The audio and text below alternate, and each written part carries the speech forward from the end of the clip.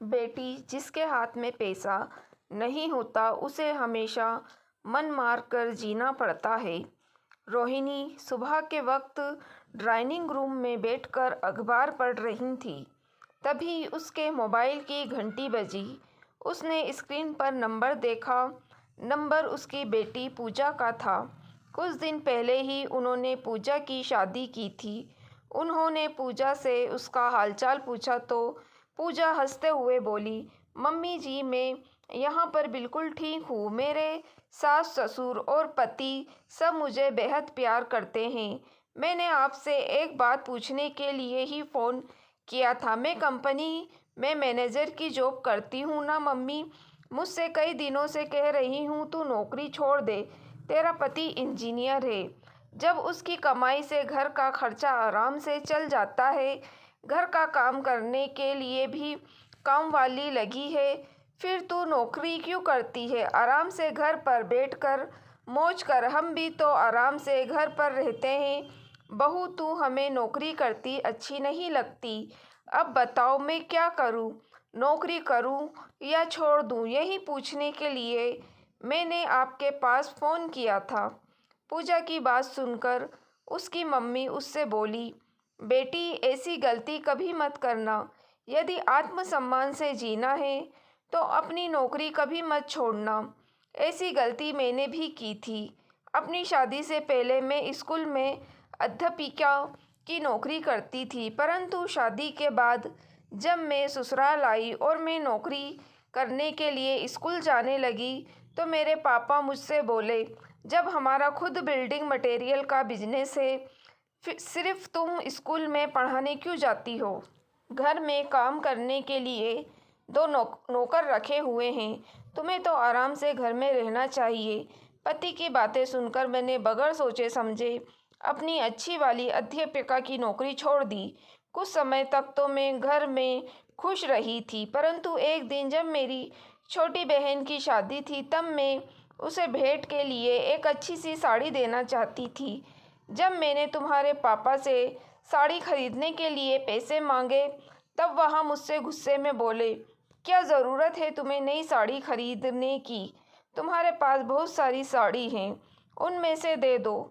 जब मैंने उनसे कहा मेरी साड़ी पुराने फैशन की है, मैं उसे नए डिज़ाइन की साड़ी देना चाहती हूँ, तब वह मुझसे गुस्से में बोले, यदि दान करने का इतना ही शौक़ है तो खुद कमा कर दान करो। मैं किसी को दान करने के लिए पैसे नहीं कमाता। तुम्हारे शौक़ पूरे कर दूँ यही मेरे लिए बहुत है।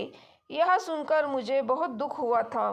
तुम्हारे पापा हमेशा अपने दोस्तों के साथ घूमने के लिए देश विदेश जाते रहते थे। एक बार मुझे कुछ सहेलियों के साथ अमरनाथ की यात्रा पर चलने का प्लान बनाया, जिसके लिए मुझे पैसों की ज़रूरत थी। जब मैंने तेरे पापा अमरनाथ की यात्रा के लिए पैसे मांगे तब तेरे पापा मुझसे गुस्से में बोले, अभी मेरे पास पैसे नहीं हैं, अगले साल चले जाना। यह सुनकर मेरा मन बड़ा दुखी हुआ था। मन मारकर तब मैंने अपनी सहेलियों से अमरनाथ जाने के लिए मना कर दिया था।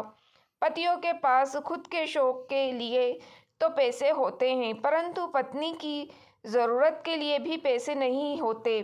छोटी छोटी ज़रूरत के सामान के लिए पति के सामने हाथ फैलाना बेहद बुरा लगता है। अपनी नौकरी छोड़ने के बाद मैंने जीवन में यही सबक सीखा, बेटी यदि जीवन में खुश रहना है तो अपनी नौकरी कभी मत छोड़ना, क्योंकि जिसके हाथ में चार पैसा रहता है वह अपने हर अरमान पूरे कर लेता है। बेटी जिसके हाथ में पैसा नहीं रहता उसे हमेशा मन मारकर जीना पड़ता है। मैंने बहुत बड़ी गलती की थी अपनी नौकरी छोड़ के। तू ऐसी गलती मत करना। रोहिणी की बातें सुनकर पूजा बोली, मम्मी जी अच्छा हुआ जो मैंने नौकरी छोड़ने से पहले आपके पास फ़ोन कर लिया, नहीं तो मैं आज ही नौकरी से इस्तीफ़ा देने वाली थी। आपको जो जीवन में सबक मिला उसे मैं हमेशा याद रखूंगी। आपने मुझे कभी बताया नहीं कि आपका अमरनाथ की यात्रा करने का मन था। अब की बार जब अमरनाथ की यात्रा शुरू होगी तब मैं आपको अमरनाथ की यात्रा पर ले चलूँगी।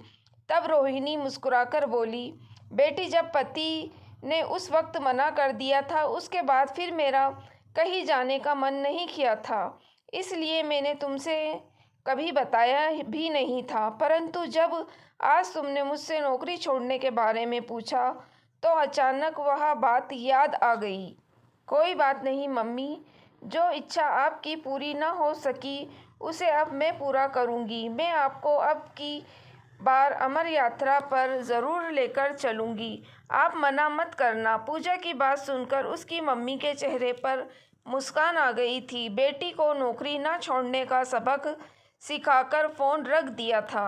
दोस्तों, अगर आपको कहानी पसंद आई हो तो प्लीज़ आप मेरे चैनल वॉइस ऑफ नीलोफर को सब्सक्राइब ज़रूर कीजिएगा और मेरी वीडियो को लाइक और शेयर भी ज़रूर कीजिएगा।